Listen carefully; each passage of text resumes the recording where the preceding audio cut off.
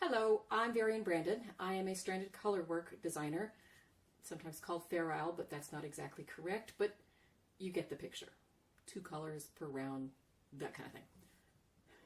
Anyway, I always call these tangents, but and speaking of which, this is a tangent episode. This is an episode beyond, I do a series on stranded colorwork, a whole other series, and which you can find on my website, which is brandedknittingdesigns.com, and it's under podcasts, or on YouTube under Varian Brandon. So they're all there.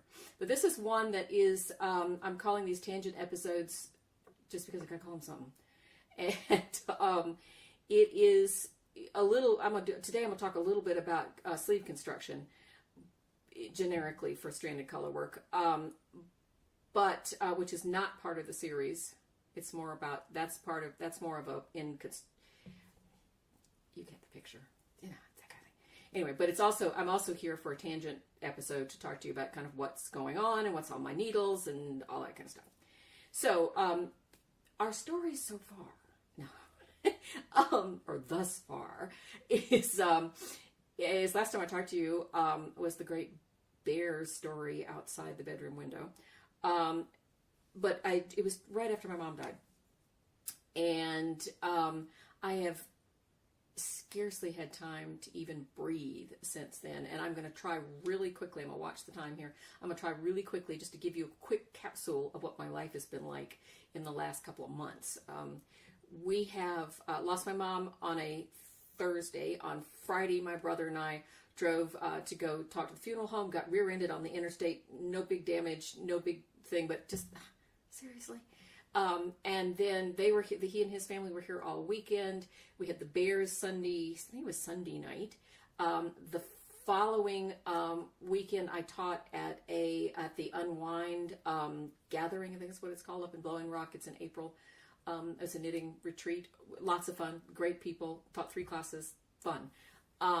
And then the next weekend, or the next week was the funeral. The weekend after that was, I am in the Episcopal Church,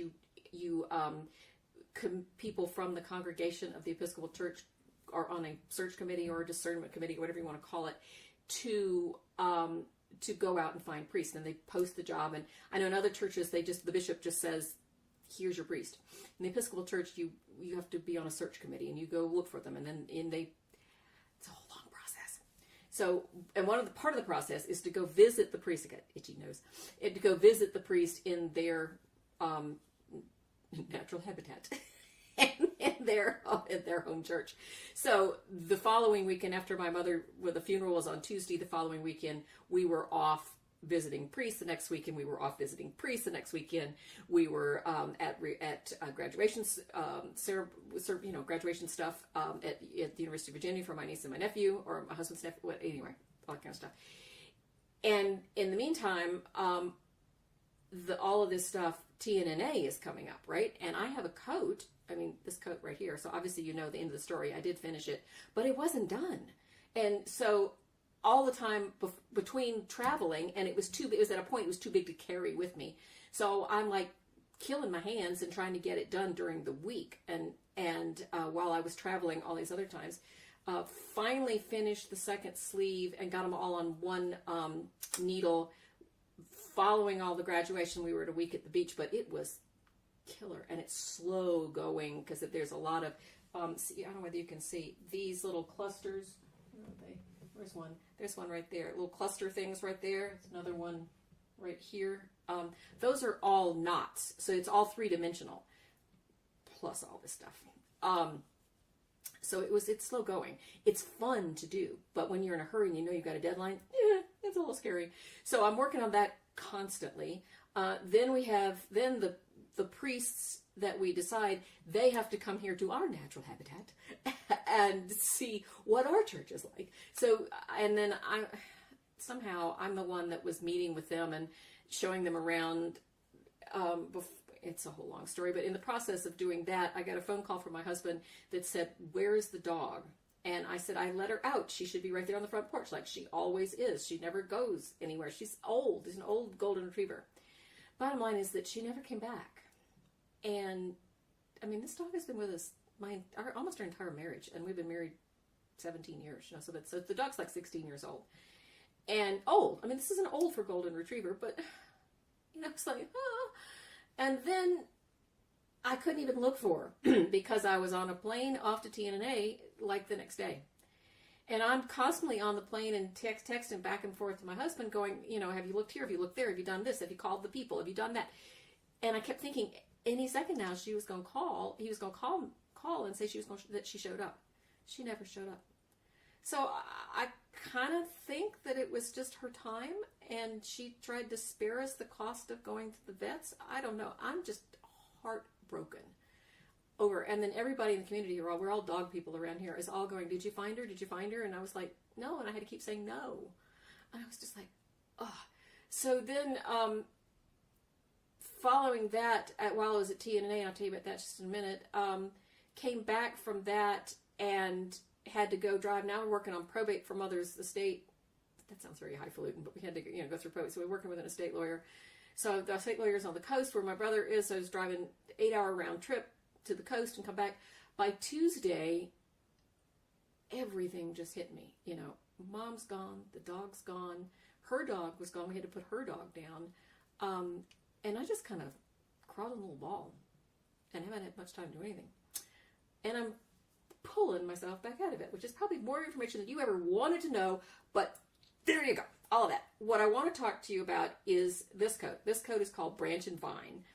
I actually got the opportunity to walk it down the runway at TNNA, which is kind of fun. It's very scary because I'm not 20-something years old. And if you ever desire, your deepest desire to feel old, fat, uncoordinated, and short, just walk in a fashion show with real models. Just telling you, it's fun. So, but if I think the people in the audience said were feeling it for me. They were feeling it for me because they were applauding. So it made me feel good. So anyway, that's what this is. But one of the things I was going to talk about with this particular project is the sleeve construction. And let me see if I can turn around. Can you see that? Yeah, this is a sleeve construction. It's like a set-in sleeve, but it is knitted in one piece.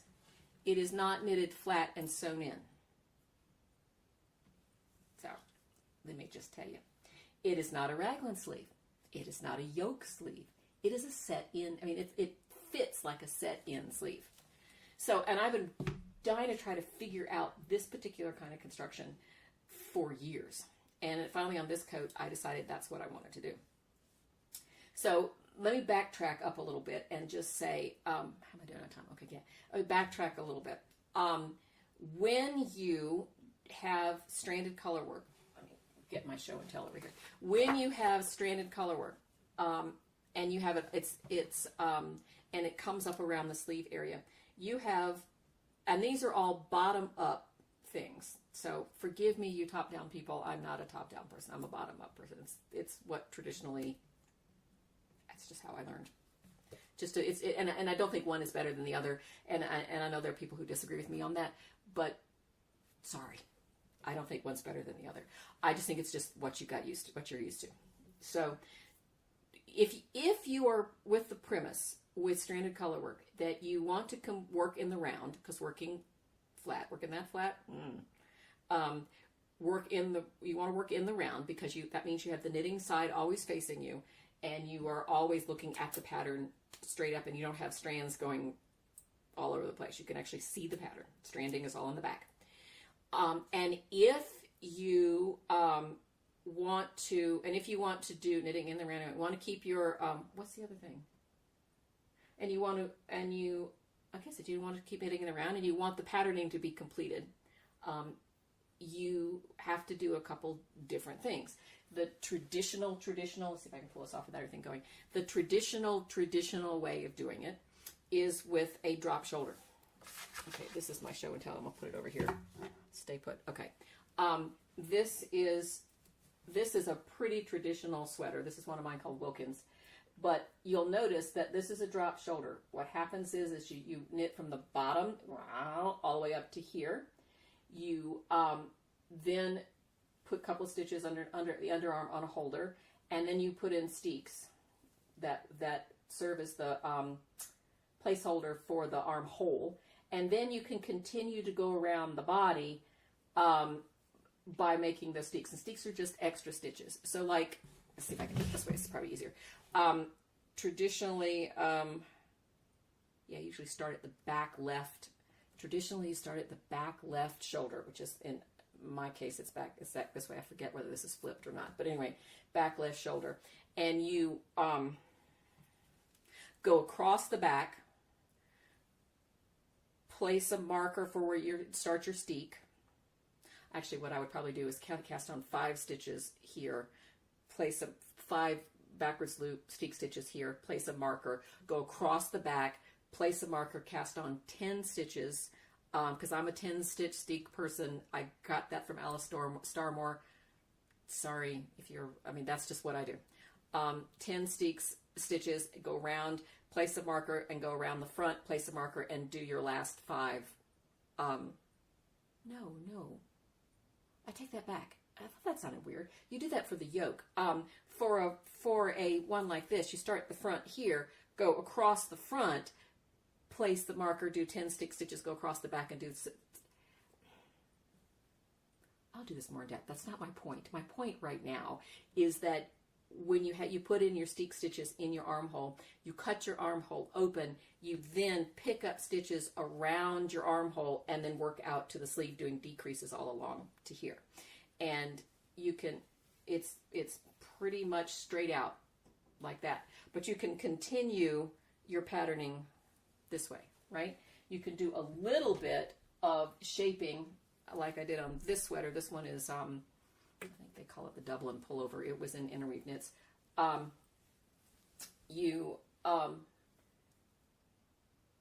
did a little bit of shaping in here, whereas the other one is just straight up. A little bit of shaping in here, but still, it's straight out, and these stitches are perpendicular to these stitches. Okay, that's how that goes. The other way to do stranded colorwork in the round, completely in the round, that's your whole deal, you want to keep it in the round, is that you can do, you can start from the bottom up, do your sleeves from the bottom to the underarm, do your, you can't see what I'm doing, you do your sleeves to the bottom to the underarm, you do your body from the, and this is a sweater called Daddy's Request, you do your body from the bottom to the underarm, you put them all on one needle, and then you have various decreases around the yoke to make it come into the neck, and there's a whole formula for doing that. The other way, and I have not done this in stranded work, but you could. This is an old sweater. You haven't seen me do cable work, See, I can do cable work. This is an old sweater that was a long time ago because it's in pieces, and I never do anything in pieces anymore. This is the same thing. From the sleeve, and you see, I've got to weave that in, the sleeve to the underarm, and then you start decreasing and you create your sleeve like a raglan. See here. You can't see that, can you? Anyway, and you do the sleeve up to a point, you do the body itself up to a point, and you have this line that comes up like this. That's what you can see it right here. Line right there where you've done all your decreases, and that's a seam right there. You have to sew that in. That's one way to do it. You can do it in the round by placing a marker at where each sleeve is. You do, that one was done pieced. If you do it in the round, you do the sleeve to the underarm, you do the body to the underarm, put them all on one needle, and you do, you would do, let's see, front. Do you do that front or back? It depends. Let's say front just because I'm facing you. You do marker across the front, marker, put your sleeve in, marker, when you knit across your sleeve, marker across the back, marker across the second sleeve. So what you end up doing is 4 markers, 2 in the front and 2 in the back. And when you get to those markers, you do decreases on either side of the marker, and that brings it all the way up to here. That's a raglan sleeve. But what this is the set-in sleeve. All right, now let me digress really quickly, just off to the side. If you were doing a set-in sleeve by wove with cloth, okay, a set-in sleeve with cloth, you would the sleeve would look very similar to the top of the sleeve would look very similar to that, okay, and this being the under sleeve, underarm. This, you know, this sleeve, this seam that goes that way. You would, there'd be a notch there, and there'd be a notch there, and there'd probably be a dot right here at the top that shows you where the top of the shoulder is. And if you're doing this in cloth, you would do 2 basting stitches that would go all the way around, 2 rows. One basting stitch is about 1/4 inch away from the edge, and the other one about 5/8 of an inch or 1/2 inch, depending on what your seam allowance is, around the edge like that. And then you would sew these seams together to make a circle like this. And then you would pull those basting stitches. And basting stitches are long, they're longer stitches. And it makes it easier to pull. You pull them and they gather all up. Now you don't want them to gather up like this, but they're just sort of loosely gathered. And then you fit them into the sleeve, or the armhole opening of your jacket, dress, shirt, whatever you're doing. And you then line up the top of the sleeve with the top of the shoulder, with the shoulder seam, and then on your body you will have notches. I think they're notches here.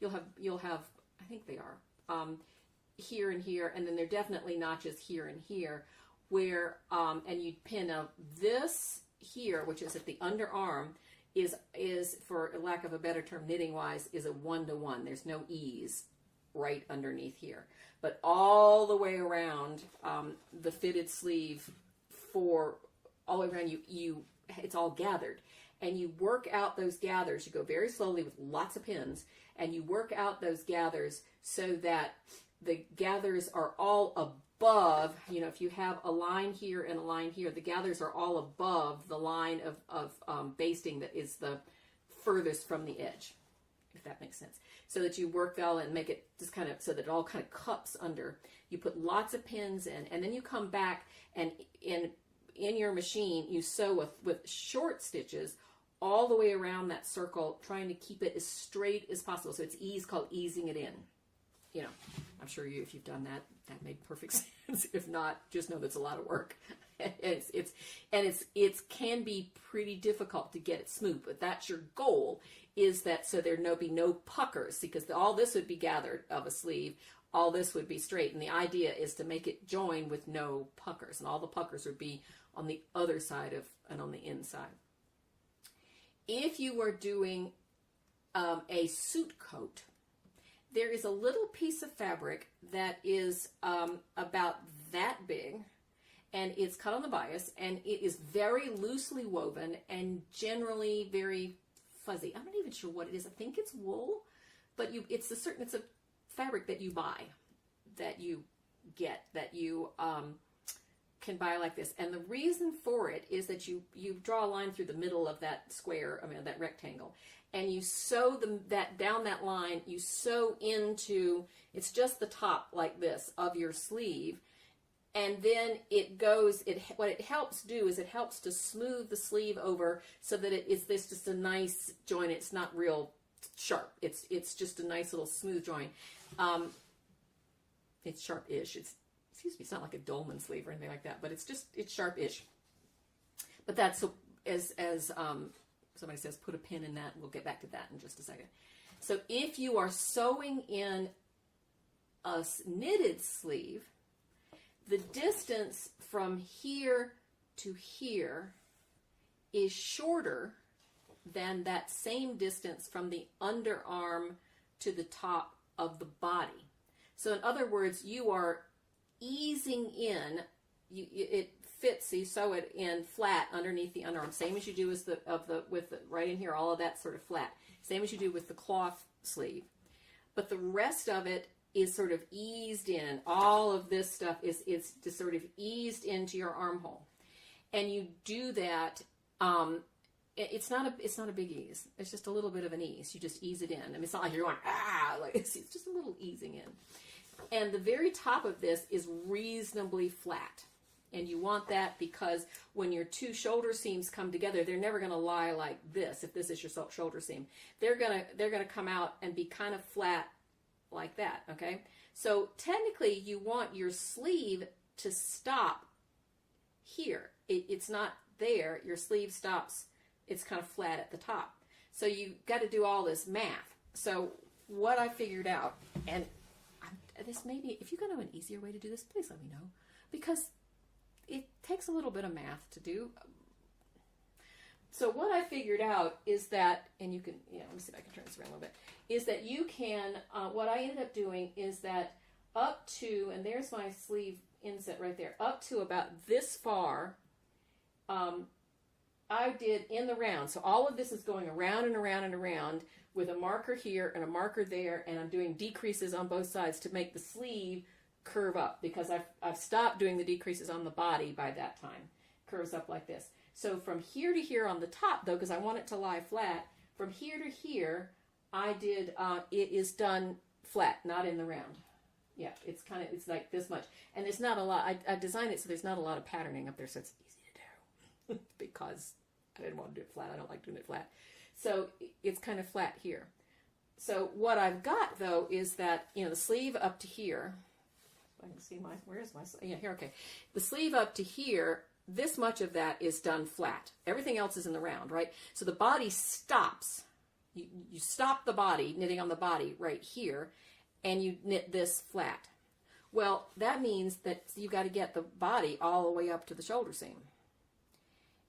And I do want to work in the round. So you've got your sleeve hanging out here, top of your sleeve done flat, with it cast off at the top, kind of hanging out here like that, like this, kind of like this. So you got to knit the top across the top and around. So I ended up putting in a steek, just because that's what I do. Put in steeks. I'm a steek person. I put in the steek because I don't want to do short rows. I know there's a way to do sleeves like this where you do short rows, but you can't do stranded color work with short rows. I mean, you could, but it'd be horribly weird. This was easier for me. I have the sleeve sticking out. I have, I did the slopey shoulder. I've got the steek. Well, I cut the steek. Now, if I had a steek for yoke, for a front rib like this, I do 10 stitch steeks. So if this is the steek and that's the cut in the steek, you have this flap, these two flaps sitting there of 4 to 5 stitches on both sides, right? So depending on whether I lost one in the middle or not. So and so if I was doing the front ribbing, this would be folded in like this, and then I'd pick up stitches and work out and do the ribbing out like that. But the steek flaps will be folded in. Here, I didn't want to fold them in. Now I got the drippy nose, sorry. I didn't want to fold them in. I wanted to leave them, I decided to leave them out. Instead of folding them in like this, I decided to let them hold out like that.